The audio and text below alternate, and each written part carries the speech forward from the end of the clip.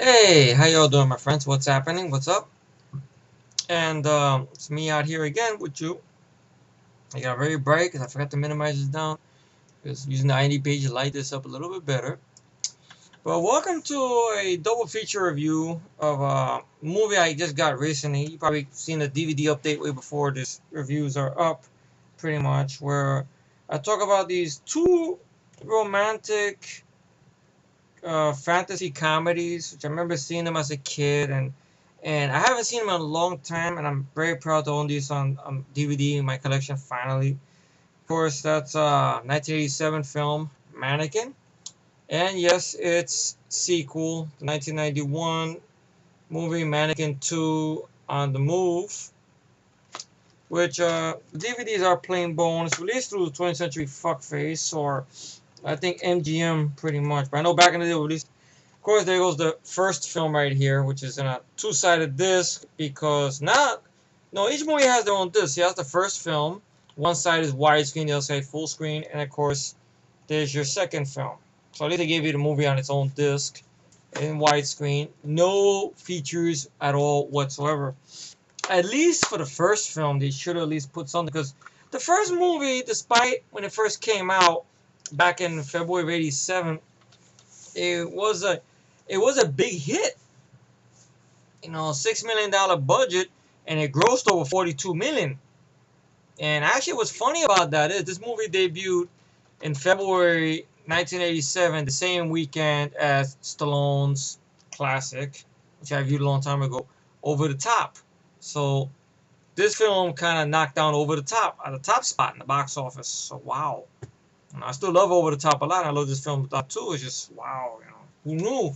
A movie about a man and his mannequin knocked down Stallone's arm wrestling movie, which that was a very good drama as well. I don't know if any of you guys knew that for a fact that when that debuted the same week that this movie debuted and stuff. This one became the hit.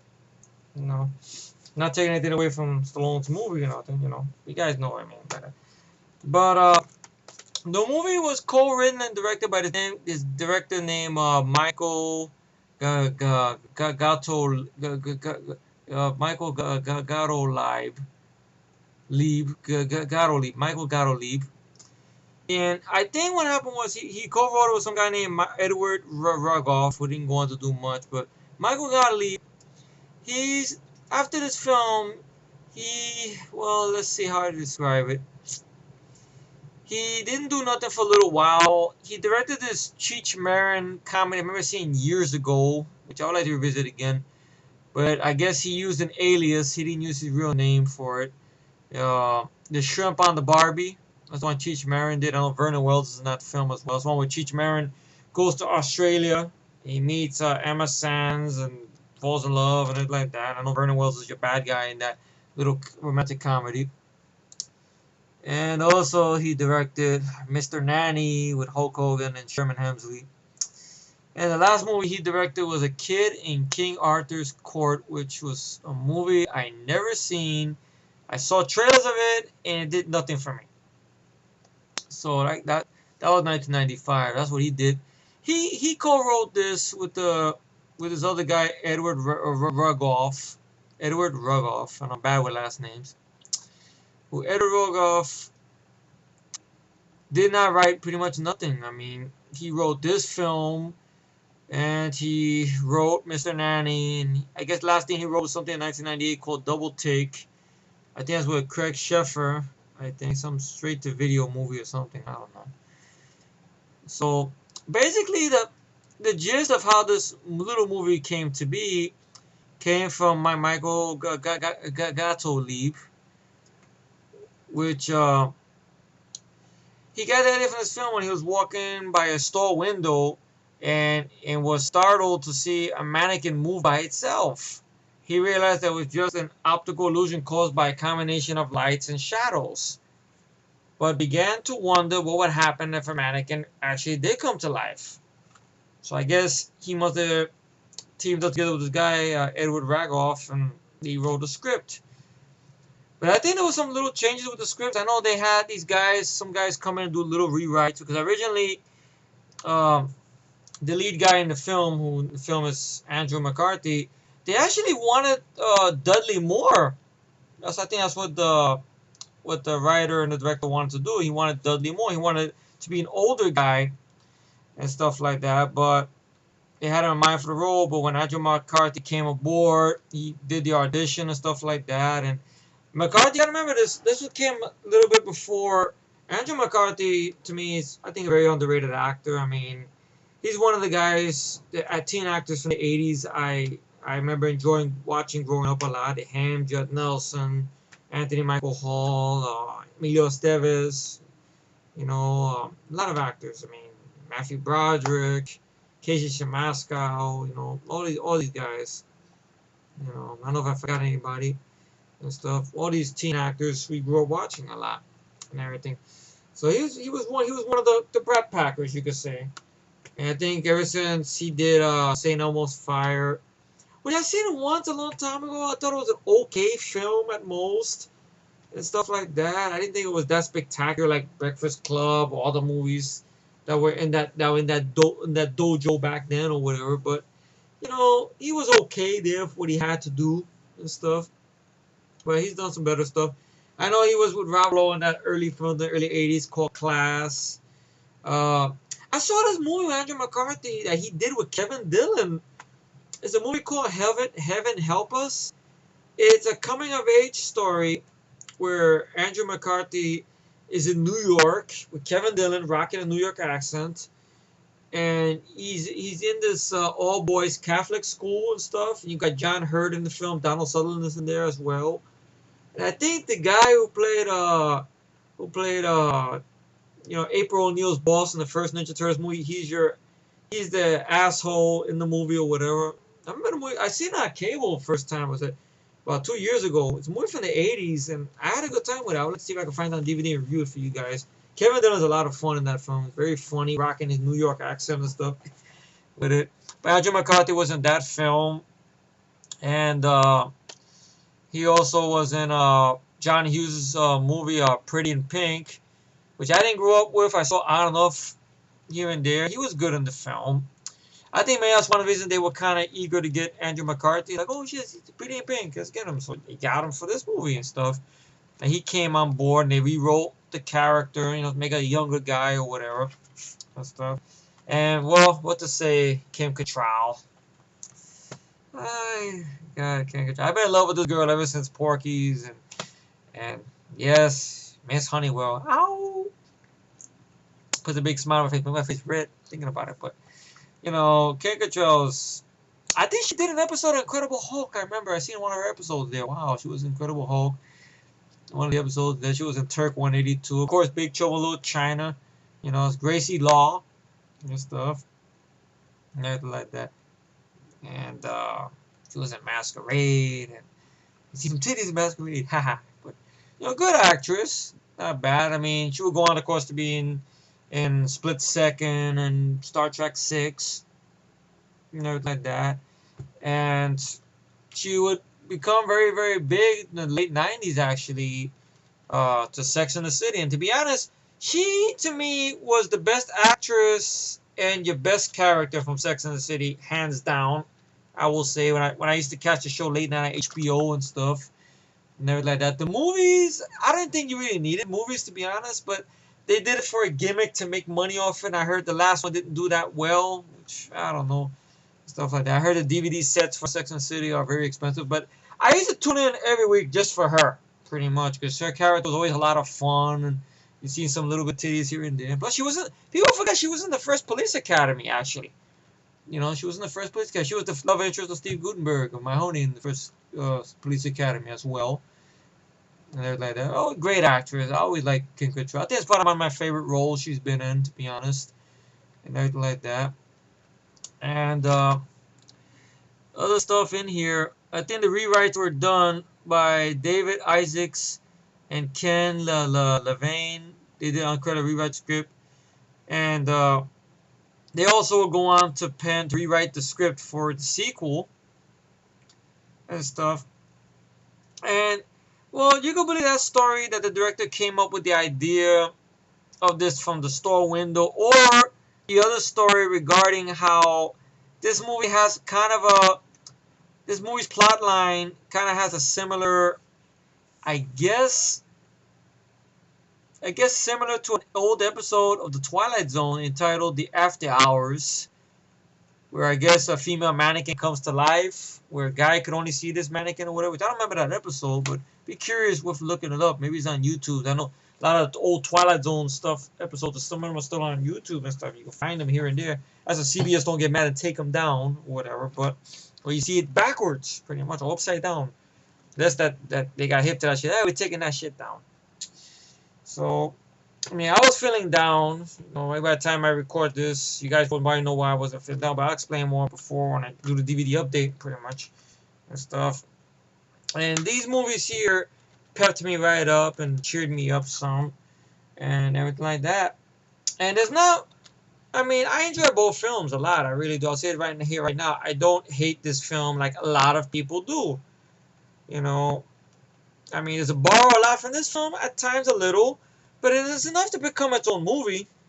I mean, at times, if you didn't have this guy over here, it could almost be a retcon, almost. But with different characters and stuff. But you have that guy there, so it qualifies it as a sequel, pretty much, because he puts a little bit in the dots there, and plus it takes place in the same location. But going into the film, pretty much, the movie opens up in Egypt, where we're introduced to this Egyptian princess played by Kim Cattrall named Emma, or she's referred to as Emmy. She's hiding. It was always found as a fun scene. She's hiding in the tombs somewhere there from her mother, disguising herself as a mummy and stuff. You see her eyes right there. The camera pans. You see the bunch of mummies tied up. Then you see her there like this, hiding in the little tomb right there.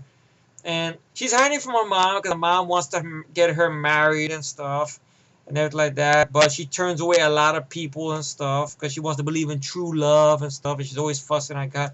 God, please, don't let me marry this guy. Why are you always fussing at God for? There's a lot of things. What does he do? He sells dung. Oh no, don't marry me to him. Look, Emma, you gotta do. Look, Emmy, you gotta do this. No, I can't. What could God do to interfere with this? All of a sudden, lightning strikes and Emmy disappears and stuff. And you get this music, which I think the soundtrack was never released for the first film, or I'm not sure even for the second one, besides one song, which I think that song actually got an Oscar nod and it got Grammys and everything. It's this great song that plays in the end titles of the movie, which every time I hear the song in the radio, I always sing along to it. I always love the song. I like the band too, Starship. Nothing's gonna stop us now. And if this world runs out of lovers, we'll still have each other. Nothing's gonna stop us. Nothing's gonna stop us. Oh, all I need is you. You get the idea. I was gonna put the song and do it like the style I usually do it in, but I want to be a good boy, for a little while. I don't want to get any claims and stuff. Because every time, like you remember I did that Billie Jean, whatever that song by Pat Benatar, Invincible, and I used a song that was sang by somebody did a cover of it. The cover version caught a copyright claim. You believe that? A cover version, not even the exact Pat Benatar song, caught a copyright claim. The video's still up. I just, I try to be a good boy sometimes, So I try to play it clean. I bet you they won't tag me on that. The whole thing, me singing along to it. I'm gonna finger to the copyright beat. Nothing's gonna stop us. Ooh, he gave us the finger. We're gonna flag it for me singing it. Good luck, maricongs. But it opens up with that, and you got this song which I'm not the biggest fan of, and I'm not a bigger fan of the animation opening that they have there because I just feel like it's a bit out of place and stuff. But it was okay. But I'm not the biggest fan of the animation opening, to be honest. And then fast forward to the present, Philadelphia, where we're introduced to our lead in the film, Jonathan Switcher, played by Andrew McCarthy, who's this guy who's, when you first meet him, he's working at this mannequin warehouse where he's building this mannequin. You see the guy enjoys his work. He's dancing with the mannequin. He's got a little humor to himself, not like that. And, his boss gets on his ass because he's supposed to be getting the mannequins ready in about a week or so, but he's taken 7 months to build a mannequin because he wants to be a sculpturist or whatever. Like he likes paying mind to detail and stuff, take his time with things. So his boss fires his ass pretty much. And he asks if he could please at least finish that mannequin before he leaves, and they say no. He's thrown out on his ass. And this goes to a little fun montage there where we see Jonathan Switcher has trouble keeping a job. Not because he's a bad guy, nothing like that. It's just the matter is, you know, it's like I think many of us have had this problem when we try to join the workforce. We're trying to find a job that fits us sometimes, and one thing happens to another. It doesn't work out. So the same thing happens to Jonathan Switcher, Andrew McCarthy's character, where he opens up. He's at a park, doing balloons. I think for this birthday party for his little bratty kid. He's making balloon animals and stuff. The kid doesn't want that. He wants the big red helium balloon and stuff like that. He goes, look, I can't give you that balloon. It's my job. You give me that balloon or my father will fire you. Get you fired. Okay, here's the balloon. He gets hair, then the balloon floats the kid away. Then the fat fuck father comes. And now Andrew McCarthy is trying to save the kid. Get off my son. Let go of my son. He lets go and he's, bye, daddy. And then his boss comes up. That's the balloon. You lost my balloon. You're fired. And he's fired. Then he has another job as a guy trimming hedges on bushes. But he's such an art guy. Instead of trimming the hedges, he trims it into a shape of a big fucking bunny rabbit. So the foreman comes around, fires his ass, hands him his clippers in. Then he gets a job working in a pizza restaurant, pizza place, and this big fat fuck of a boss comes along and catches him taking his time dressing up the pizza, doing this, not dressing up with clothes, like putting the tomatoes like this, putting pepperoni like this. He goes, "What do you think? I'm trying to be an artist here." You know what I think? I know. I'm fired and go pick up my check here. I gotta go. He runs off and stuff. So he rides off on his motorcycle, pretty much. He's got a relationship with this girl named Roxy who works for this department store and everything like that. And this girl is played by Carol Davies from the UK. I think she was also in A Shrimp and a Barbie as well. I remember her in that film as well. If she's doing an American accent, yeah, she was in The Shrimp on the Barbie, I believe. Right enough, same director. So,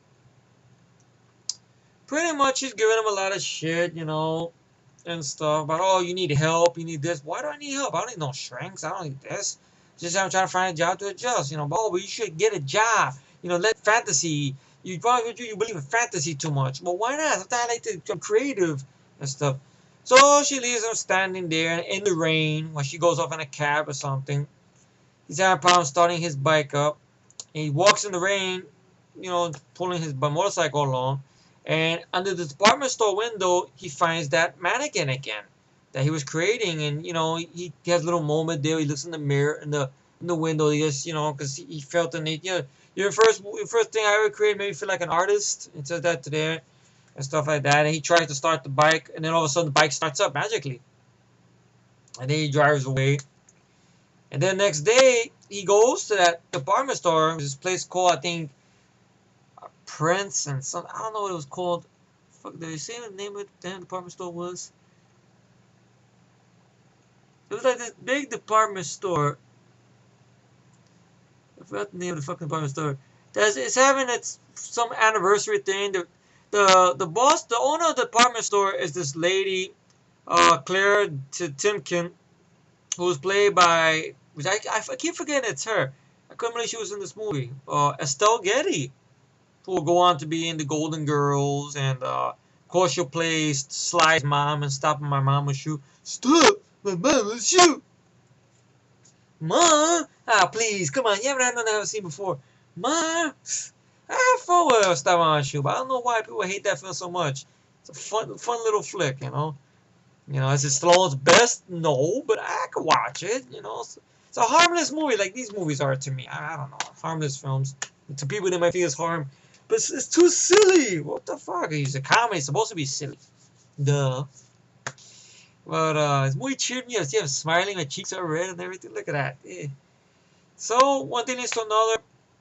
He's having dialogue with the lady in front of the store there until this sign that she's putting up snaps and is about to hit her, and he saves the lady's life. Very funny scene where he hangs onto the sign. He's back and forth. His ass is getting shocked by this wire. Ah! He goes, anything I could do for you, young man? Oh, nothing much. I'd like a job. What's your name? Jonathan Switcher. Ah! So I got a little chuckle out of that. And she takes him into the department store and introduces him to the guy she has, kind of the manager who runs the place, Richards, who another guy, an actor which I like a lot, and he also worked with Andrew McCarthy before as well. Ironically enough, he played an asshole in that film. He plays an asshole in this film. Richards played by James Spader. James Spader is another actor from the 80s that I really enjoy a lot. And he's good in the film. Good job playing an asshole opposite Andrew McCarthy. You know, because James Spader was in a lot of stuff. He was in Jack's Back. That's a movie I reviewed a long time ago. I enjoyed him. And he was in this other film, Tough Turf. Another movie I eventually got to review sometime. He was also in, what is it? He's in this very rare film, which I'm going to talk about, which I don't know if I did already or what, a movie called The New Kids, which I heard he was very good in that film. I'm going to check that out. Maybe I did already by the time you see this review. I don't know. You guys let me know how I liked it or I didn't like it or what. I don't know. Because I don't know when this review will be up. Because, you know, before this review, there'll be a DVD update pretty much. So we have planned everything out. If it goes part of the plan. So he gets the job there. And, you know, Richards pretty much puts him to work as an assistant or as a guy dressing up the mannequins pretty much. And in the store with one of the guys who works there, Hollywood Montos, played by Mishak Taylor. Who Mishak Taylor will go on to be in Designing Women and stuff.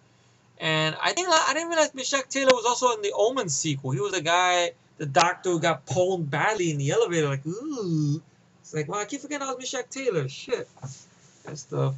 But he was best known for being in, you know, Designing Women. I guess I don't know if that came out around this time or a little bit afterwards or what. But I don't know, is Mishak still running around? Let me check. I guess so. Yeah, he was on Designing Women, Omen 2. He did come back for the sequel. He was in a Hannah Montana TV series episode. Really? Let's see. He was in an episode of Criminal Minds. Wow.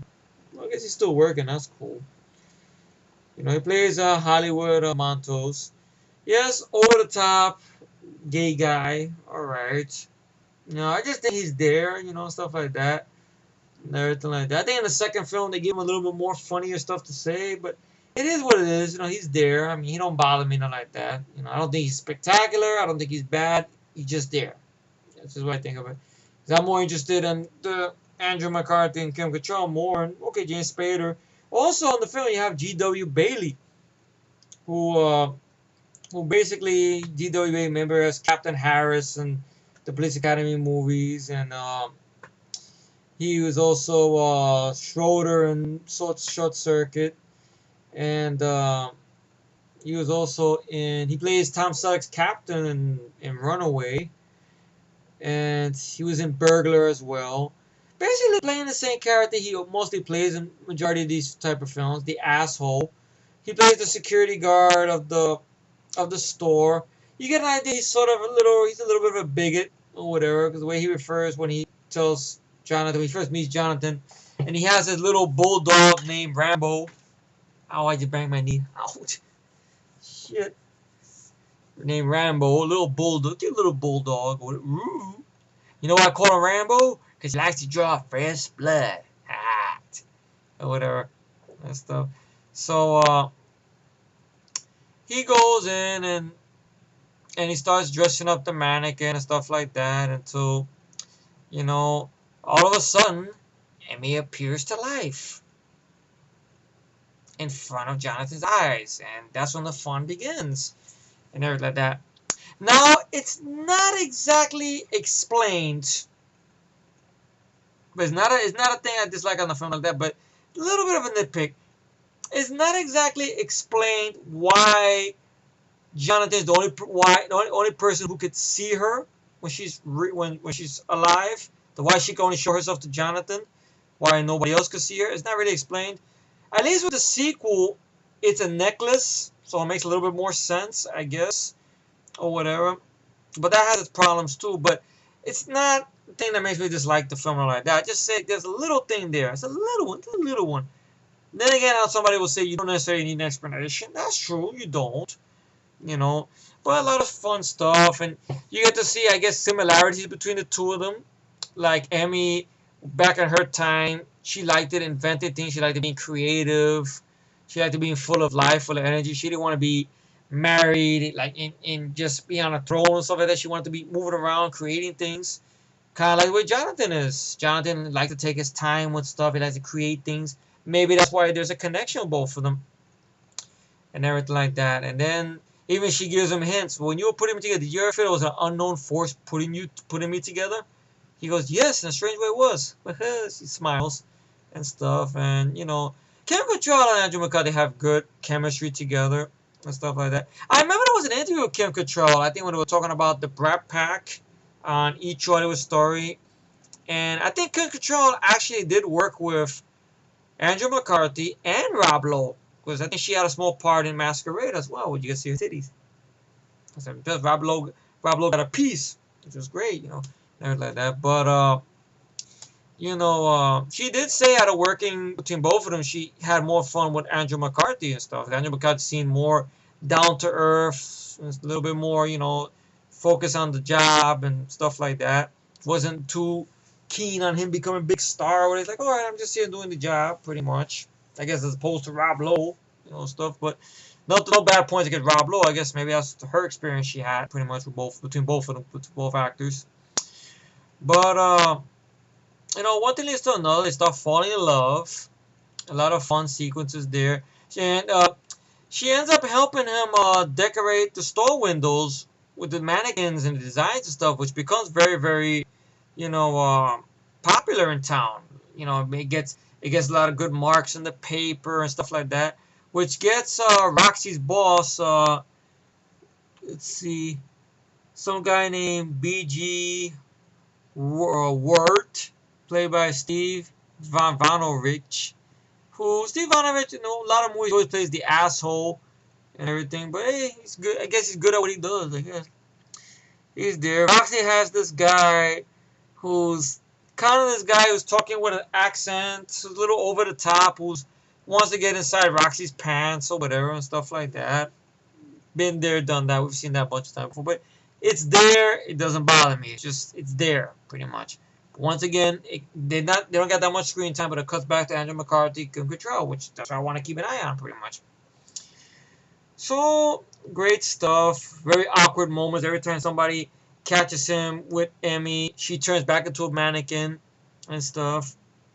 And then when they're alone, she turns to life, comes to life, and they have a great scene. Like it's a very fun montage where, it's a very fun idea, with having a whole department store to yourself at nighttime. It's kind of like the whole idea of having a whole mall to yourself or a department store, be alone in the store at nighttime.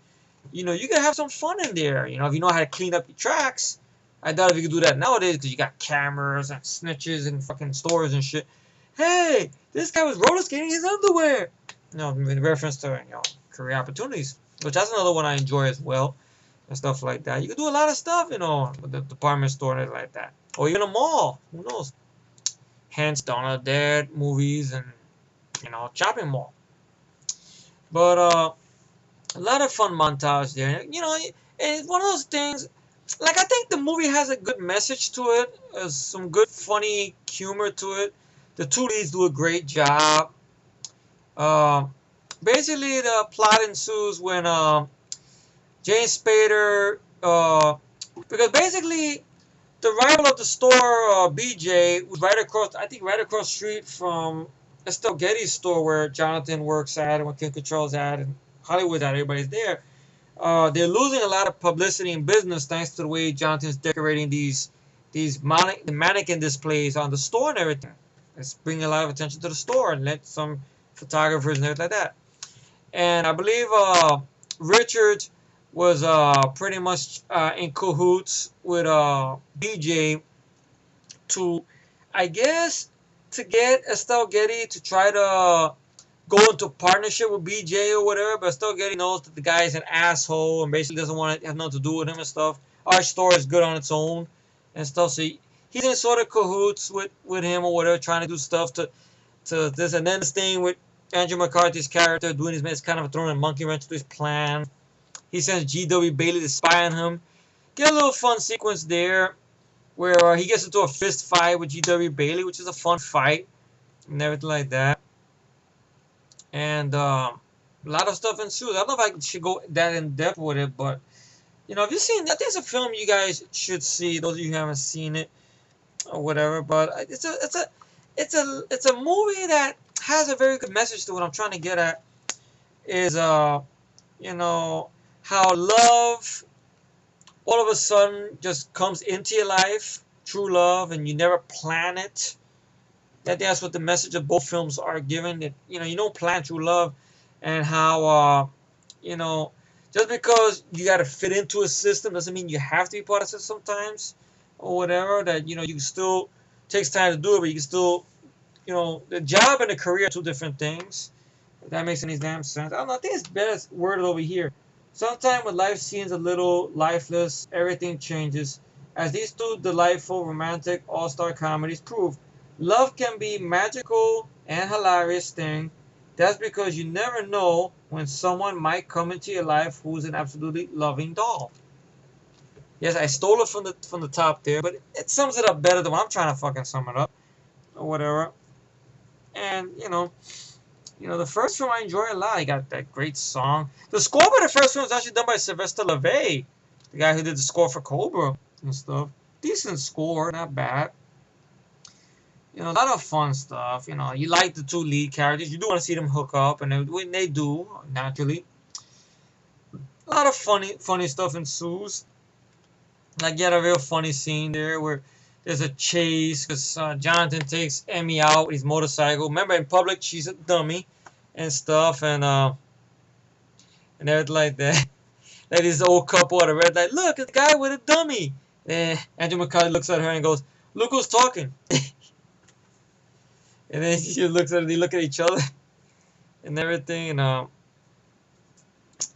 it leads to a fun chase with G.W. Bailey and James Spader are chasing them in a car, and the car does a jump and it gets stuck between the narrow alleyway, which I thought was funny and stuff.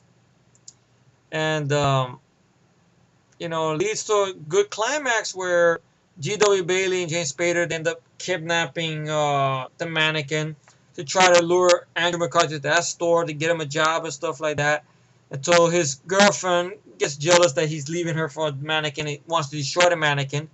So these were a very fun little foot chase in the department store, which is one thing. It seemed like people made this film knew what they were making. They were having a good time with it. In a little department store where Jonathan's running, he sees all the guys charging, he slides in the floor and knocks them over like a bowling pin, like a bunch of pins. He gets into an umbrella fight with G.W. Bailey, which was fun. He has a dog named Terminator. He plays the Rambo Bulldog or whatever. He says, "Go sick him, Terminator," and then the dog just runs past Andrew McCarthy. He goes, "Nice dog," and then runs. Fun little foot chase. And then he ends up saving Emmy's life. And I guess now, by him saving her life, everybody can see her. She's real now. Once again, it's not 100% explained, but I still love the film. And I know someone's going to tell you, you don't need an explanation sometimes. I know. Yes, I know, Matt. I know, but I don't mean that in a bad way. No, it's just I know so others will probably say the same thing too. Sometimes it's better if it's a mystery. I know. And stuff. I always wonder what your thoughts were on these films, Matt. And stuff like that. I know he enjoys. I think he enjoys them. I don't know if they aged with him or whatever. Age, not AIDS, but age. AGE. That's right. Hooked on Phonics works for me.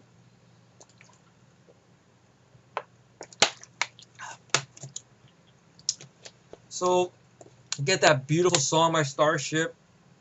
And well, nothing's gonna stop us, nothing's gonna stop us. Ooh, all I need. And I go to that song. So the acting is good. Kim Cattrall's always a pleasure to see her. Andrew McCarthy, which a little bit after this film he did Weekend at Bernie's. That's another one I enjoy him in a lot. Weekend at Bernie's. Him and Jonathan Silverman, of course. You know, I don't think he went on to do much. Sad to say. Wow. Oh, he's a New York actor. Wow, I didn't know that. He was. Oh, sorry, my bottle. The Spiderwick Chronicles. Really? Andrew McCarthy was in that? Wow. He was on a TV series called White Collar. Royal Pains. He did an episode of. He did an episode of Gossip Girl. Get the fuck out of here! Really?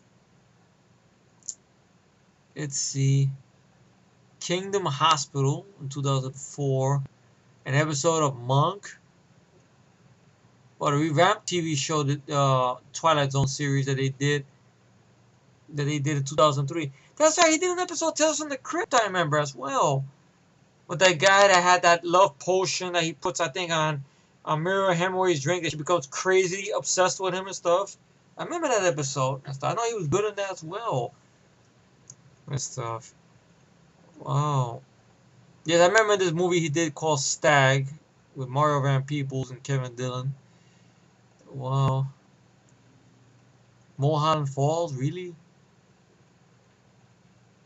Let's see. Oh, once again, the fucking bottle scared the shit out of me. Let's see. I think he did this movie with Sharon Stone called Year of the Gun. Yeah, that was the name of the episode of Tales from the Crypt. Loved to Death. As well. Wow. He did the movie with Matt Dillon, which I never got a chance to see, called Kansas. And of course, once again, he would work with James Spader again the same year, ironically enough. And of course, an up-and-coming Robert Downey Jr. in Less Than Zero, which is another good performance he did in that film. It was a depressing movie about drug use. And kind of strange watching it, especially after you would see what, throughout the 90s, what would happen to Robert Downey Jr. with drug addiction. I'm thankful that he's cleaned up his act, though, and he got Iron Man and stuff. And Tropic Thunder, which came out the same year. I'm a lifetime motherfucker. That's a movie I gotta review one day, Tropic Thunder. It's a fun movie I saw at the theater. But Andrew McCarthy, I mean, was he doing anything lately? He's working on something called Forbidden Love, which sounds like a Skinamax movie name. That's what he's working on now. And something come Dance With Me TV movie and stuff. But he's good in this film. And everything. Let's see. Let me just look at something over here. Yes. Estelle Getty, unfortunately enough, is no longer with us. She passed away in 2008. She was 84 years old. God bless her. And stuff. And she greatly missed. I didn't follow the Golden Girls TV show, but I remember her in this movie and in Star Wars Mama Shoot. You know, she greatly missed. James Spader did a good job playing opposite Andrew McCarthy, which he did a lot in some of these movies. I think he played opposite Andrew McCarthy in Less Than Zero and Pretty in Pink and in here, ironically enough. But that's what I say, he's a good actor. When he's a bad guy, he's a bad guy. When he's a good guy, he's a good guy. So, you know, I like James Spader. So G.W. Bailey, once again, it's not much of a far-fetched role. It's basically G.W. Bailey playing another version of Harris, pretty much. But I still like G.W. Bailey. It's good to see him in here and stuff. Meshach Taylor, take him or leave him. You know, I don't think he's bad. I don't think he's spectacular, but I just think he's there, pretty much. He's got a little bit more to do in the second film, but, you know, the first film rating for it, by all means, hands down, is 10 out of 10, because just I can't find nothing bad wrong with it.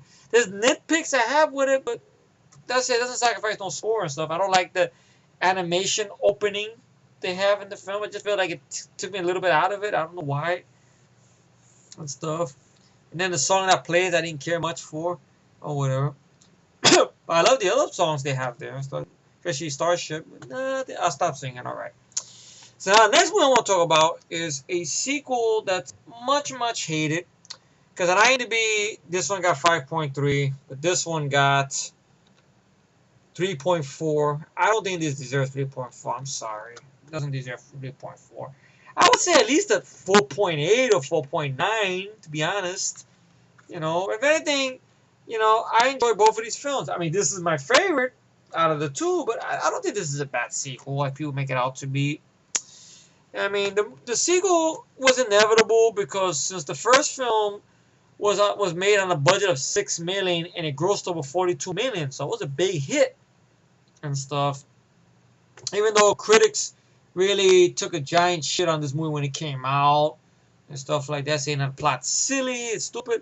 But I thought it was an interesting plot. I like the idea of a guy with this mannequin who he created the mannequin and stuff, and you know how the fantasy element to it and the silliness of it. The movie's not taking itself uber seriously, you know. It knows what it is and stuff. Both films know what they are. They're not taking themselves super seriously. So I don't know what the hell Siskel and Ebert, you know, rest in peace, guys. But I don't know what the hell kind of movie they expected. But they're entitled to their opinion.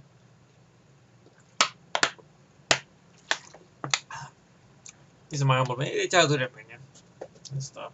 These are the same guys that didn't like Aliens. But hey, go figure.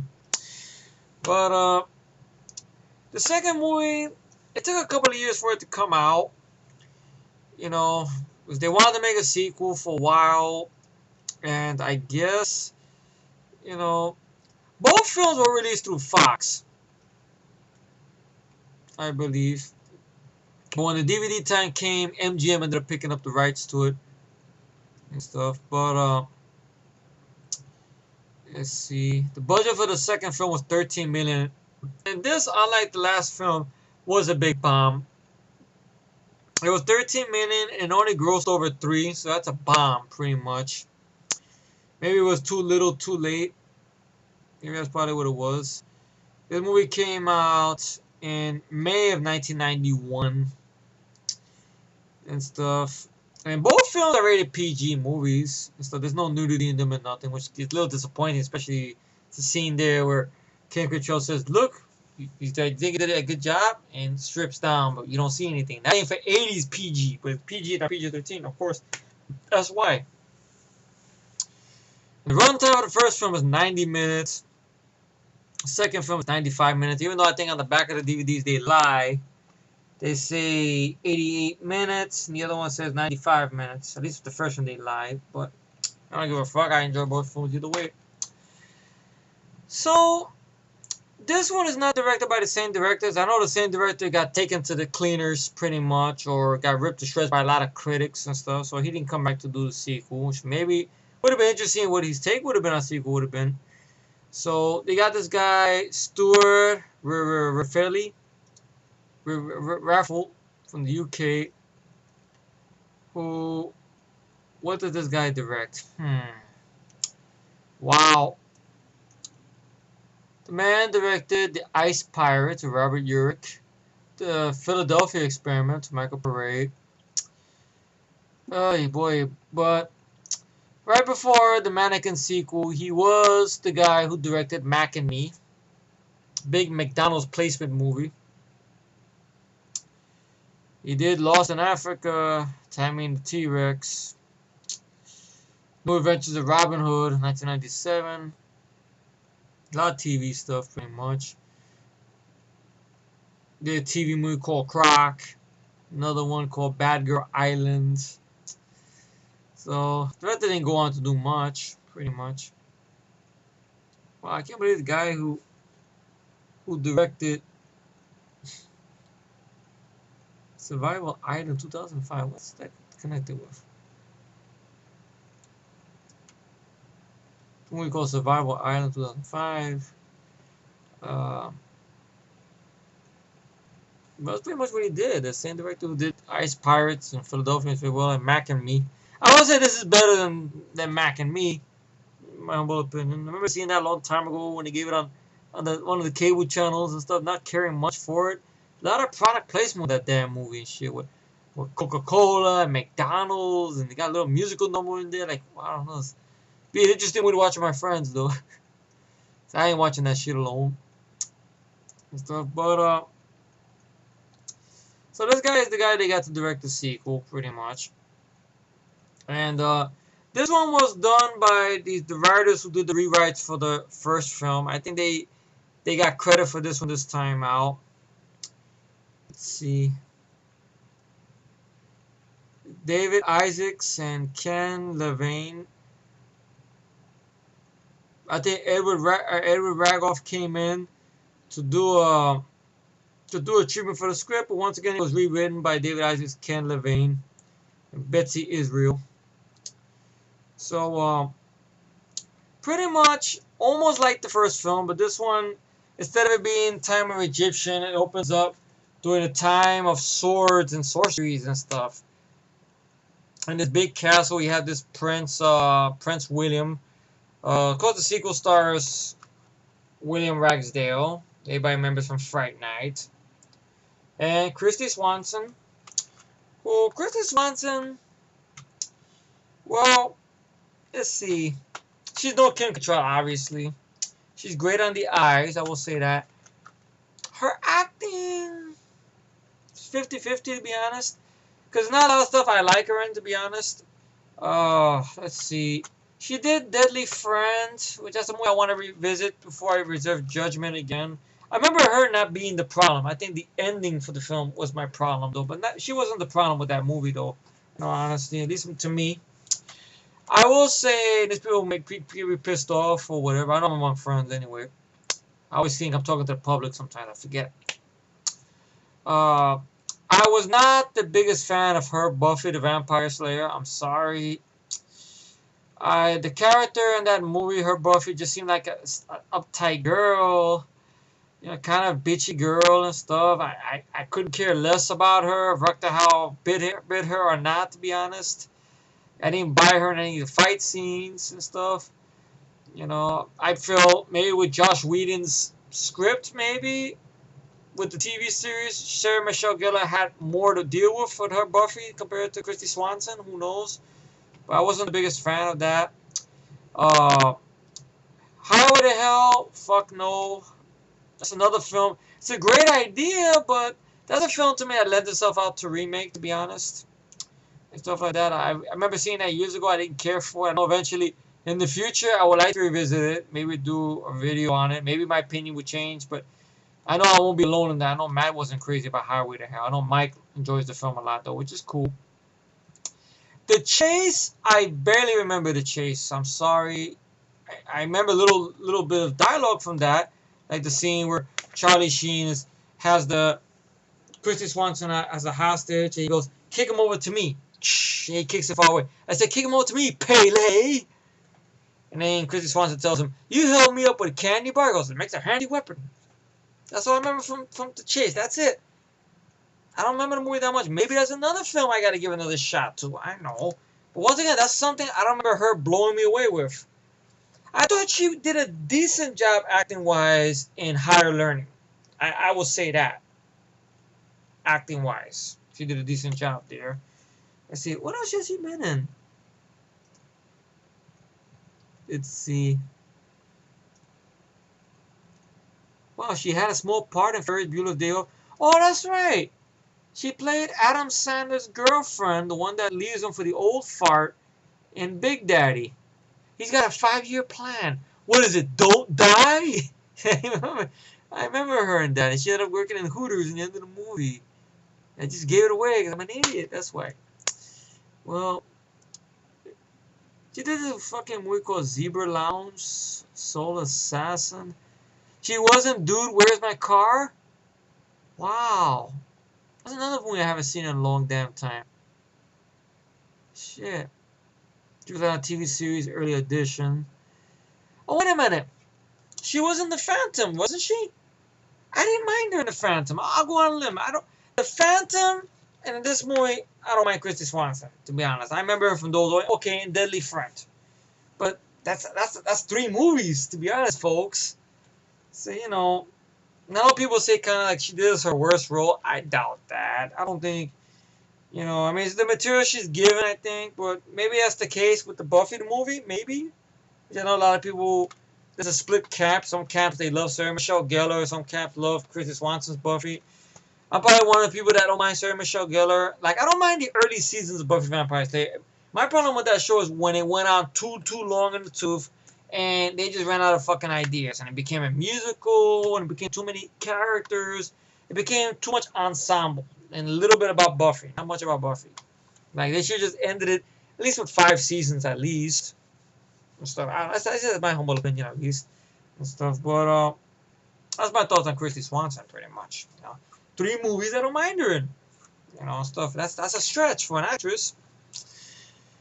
So it opens up in the I guess the 17th century or whatever. You got swords and sorceries, where we got this character Prince William, played by William Ragsdale, who is in love with this enchanted peasant girl Jessie, played by Christy Swanson. Christy Swanson does a good job, and they're off to get married against his Prince William's queen's wishes, pretty much. So they get off on horseback, and they're chased by a bunch of the queen's guards, and they're blocking the path for the bridge. And he tells the guy, this is a funny scene, the guy tells him, "Look, we have orders from the queen. You must come down from your horse and give us the girl. You will not touch or harm or hair on her. Do not pull that sword outside unless you plan to use it." And it's a funny scene where the guy has one of those battle helmets with the horns, and William Ragsdale basically humiliates him and just cuts the horns.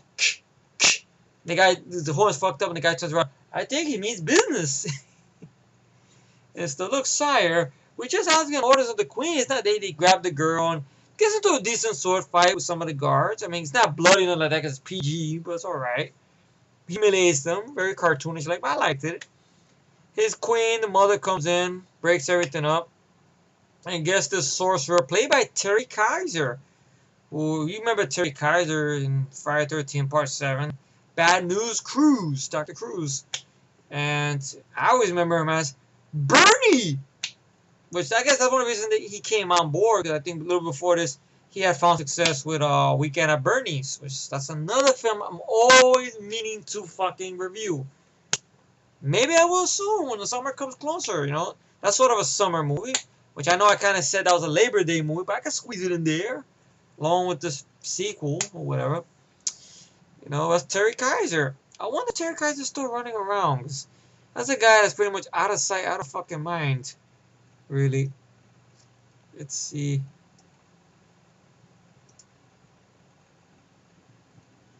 I guess maybe he is. I don't know. He's still doing some work here and there.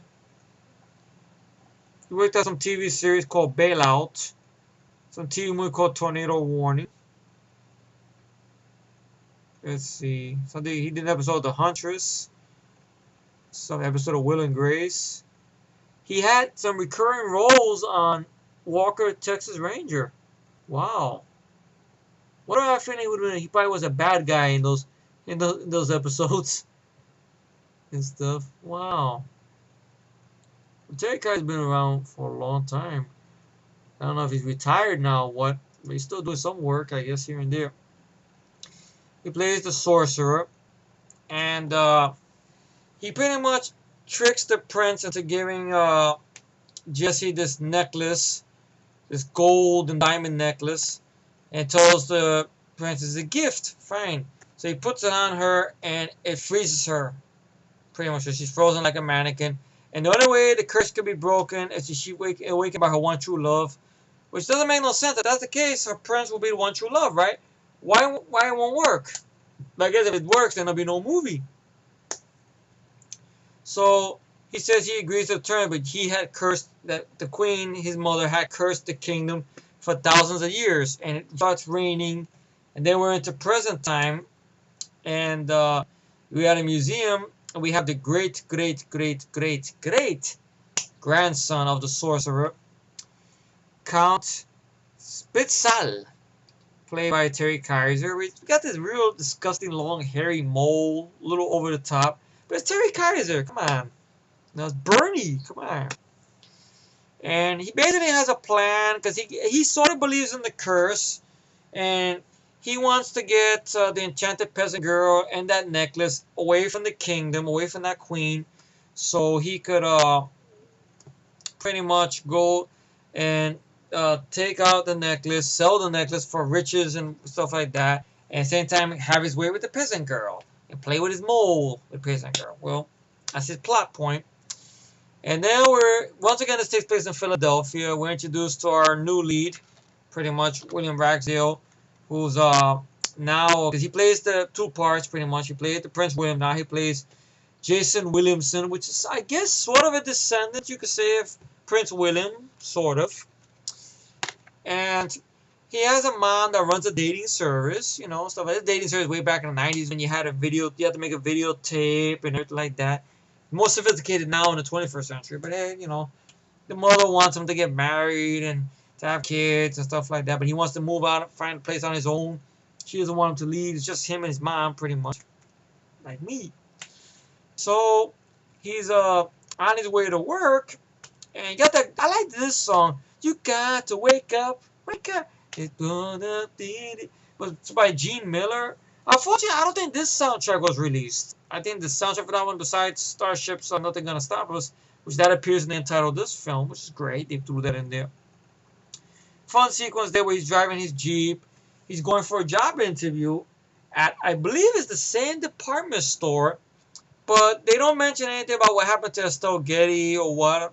But you got this new guy running the place now. Another asshole. We've seen him play assholes in a lot of films here and there. Stuart Pankin, you guys might remember because he played the asshole sheriff who gave Jeff Daniels a hard time in Arachnophobia. And other stuff he's been in. Let me look. What has Stuart Pankin been in? And stuff. That's why he had a small part in Fatal Attraction. I don't think he played an asshole in Fatal Attraction. I think he plays the friend of Michael Douglas. Well, he did voice work on Dinosaurs, which I never cared for that show. Sorry, Jim Henson just never got me. Let's see.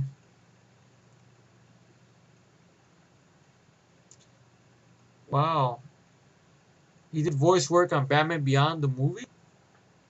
1999. I guess that's the one with the Return of the Joker, I guess. Well, I guess maybe that was, I don't know. Maybe that was. Yes, right. He played, I believe it was the principal on that short-lived WB series, Nick Freno, Licensed Teacher. I think he played the asshole on that show as well.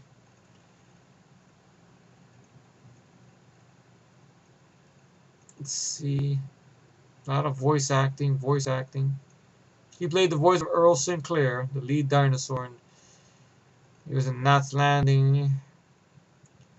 He had a small part in Life Stinks, an underrated Mel Brooks comedy. Yeah, he had a recurring role in Night Court. Let's see, Falcon Crest. That's right. I remember him. He had that sketch spoof of the news and stuff way back in the 80s entitled Not Necessarily the News, which I haven't seen that in years. I would love to revisit that again. Wow, I remember having a lot of fun with that sketch comedy stuff. Basically based on fake commercials. They touch on it. I love the 80s. I remember watching as a kid on HBO way back in the day and stuff. I know he was one of the anchors on there as well and stuff. And I think he did this other film. He was in Second Sight. That's another movie he didn't play an asshole in, with Bronson Pinchot and John Larroquette. Let's see.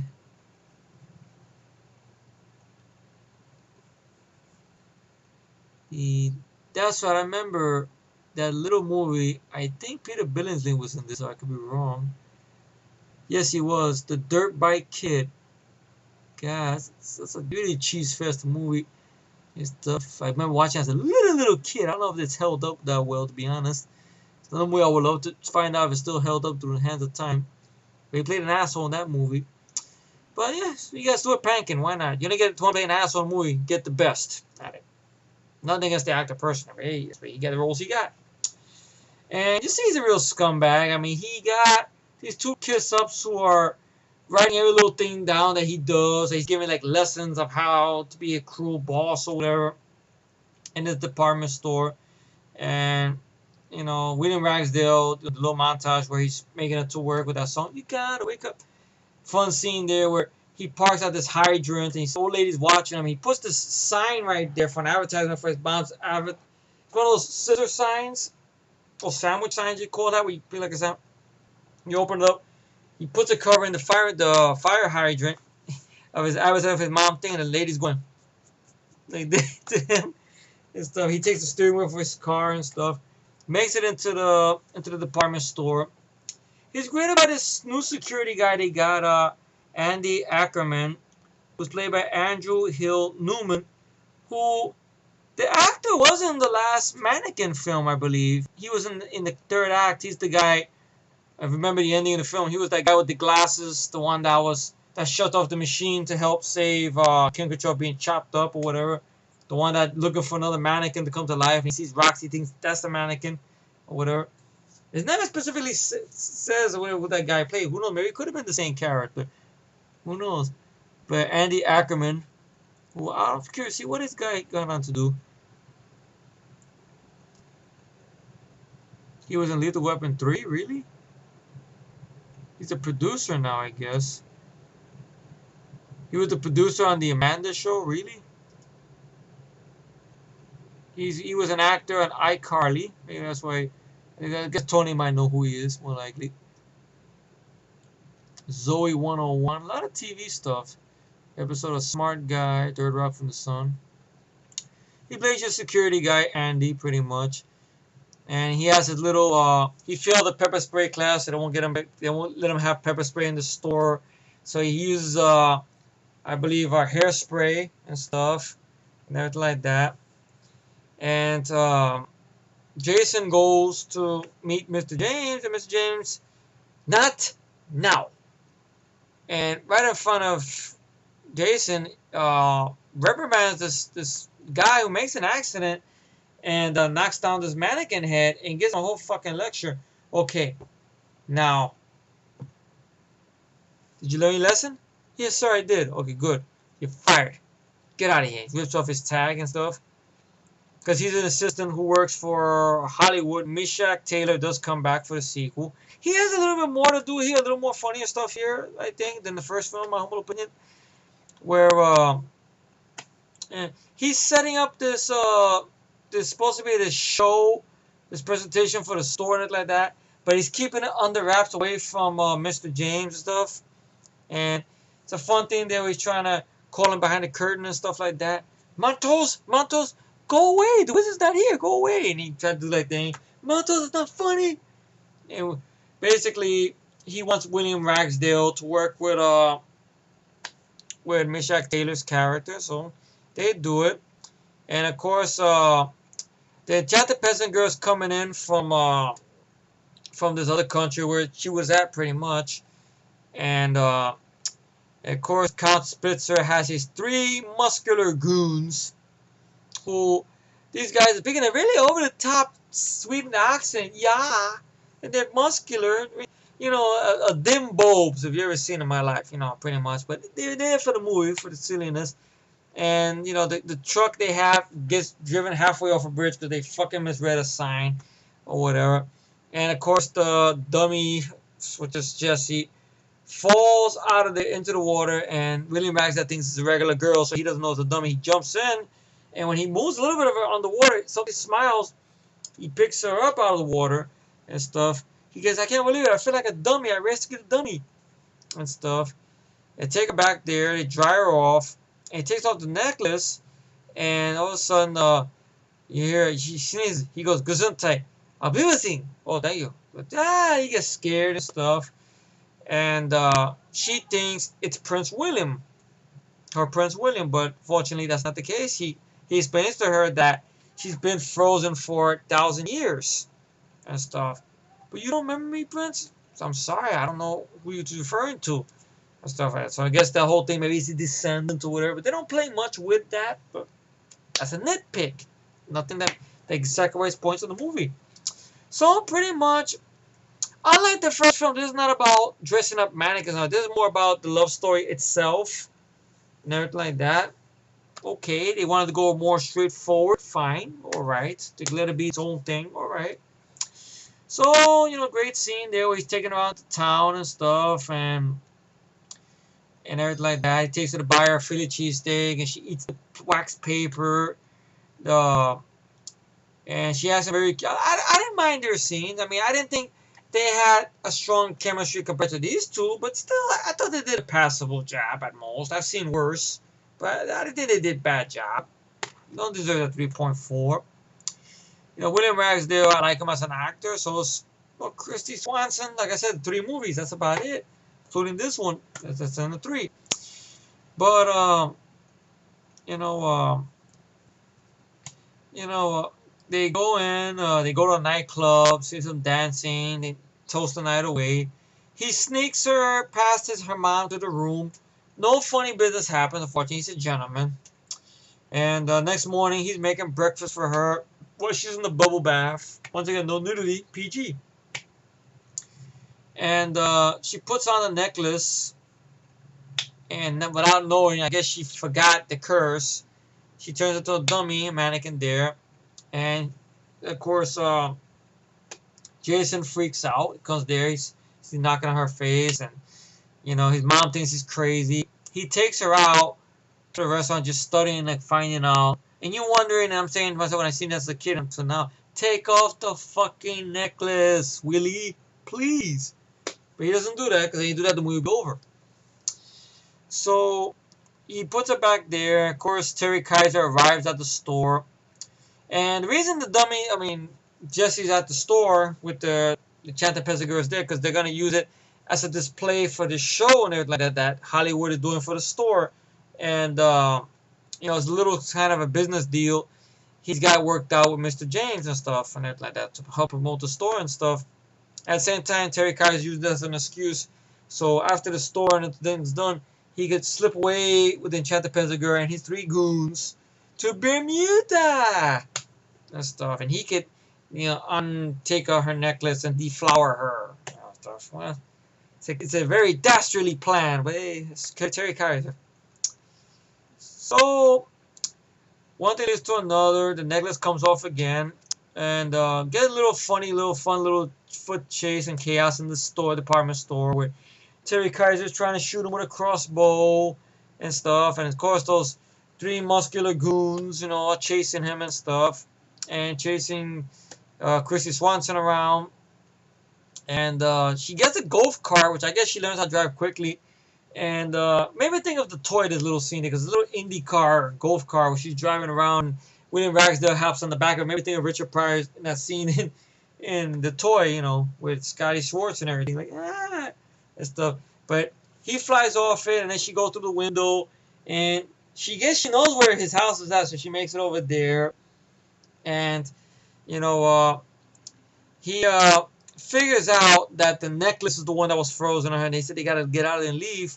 Hollywood tries to go there, but they follow Hollywood, and the police show up there, and they grab William Ragsdale, and Terry Kaiser goes up there and puts the necklace on her and takes her away as a dummy or whatever, while William Ragsdale is behind bars thinking about their time together. Meshack Taylor comes into play, where he dresses up in uniform, pretending he's with the military to get him out of jail. That leads to another chase, which gets to the climax. Now, if you look real good here in the dinner table scene right there, where you see William Ragsdale's mom in the film, she's helping out, unlike his mom and the great ancestors or whatever. She's actually for them hooking up or whatever, which that's cool. In the table now, you have to put a pause on it and look real good somewhere around there. You will miss a cameo by Kim Cattrall. She's in the back. You might see her with her hair a little bit longer there. I looked real good. Oh shit, that's Kim Cattrall. I didn't know that till tonight when I revisit the film again. So she did a little cameo. I guess the reason she couldn't be in the film a little bit more, maybe because this is 1991. You figure maybe she was busy working on Star Trek 6 or I guess starting work on Split Second. Which that was a little bit after this, who knows? But, didn't really need to follow up with these characters, but still, would have been interesting for somehow, some way or form to see them in there. But I guess maybe that's why they had Meshack Taylor, pretty much, and stuff. But it is what it is. And it leaves a little show, which is okay, show or whatever. And William Ragsdale comes in with his sword, take the necklace off her, and of course, Terry Kaiser comes in with his sword, and they get a little sword fight. William Ragsdale gets his ass handed to him until Meshach Taylor helps him out with the gadgets on stage, fucking up Terry Kaiser a little bit, like little smoke, hitting the little switches and stuff, little gimmicks and stuff, hitting him with. All right, but unfortunately, Terry Kaiser has a pea shooter gun, shoots Stuart Pankin in the foot, which that's fun to watch. You know, his character was an asshole and stuff, and runs after Terry Kaiser and stuff. At the same time, you have the security guy, Andy, who's got the hairspray, and he's blinding the two muscular goons with the hairspray and stuff. And he runs up to the rooftop, and I believe Terry Kaiser, one of his last goons, there's three guys there, the Sweden guys, who maybe they're Norwegian, I don't know, but they're Sweden, they're Norwegian, actually, who knows? The fuck, they talking over the top, I don't care. So they get in this hot air balloon for an escape, and William Ragsdale kicks the muscular guy in the nuts, knocks him out, punches him a couple of times. Doesn't help anything until, of course, Meshach Taylor got to do this. Then he just faints. Climbs up on the balloon and tries to, put the necklace back on Christy Swanson. It's a struggle up there. And William Ragsdale grabs him, gets into a little fist fight with him, not much. He hangs him off the balloon, and he's like, I can't do it. Oh, thank you. Can't touch a count, but I can. He leaves William Ragsdale hanging until Christy Swanson has to save him and sticks the necklace on him. He's frozen like, yeah. Until he gets knocked off the whole balloon and by accident, and then falls into pieces in the Philadelphia street. We got to go. We just blew our trip to Bermuda. And then, of course, the street sweeper machine comes and blows away all the pieces. No.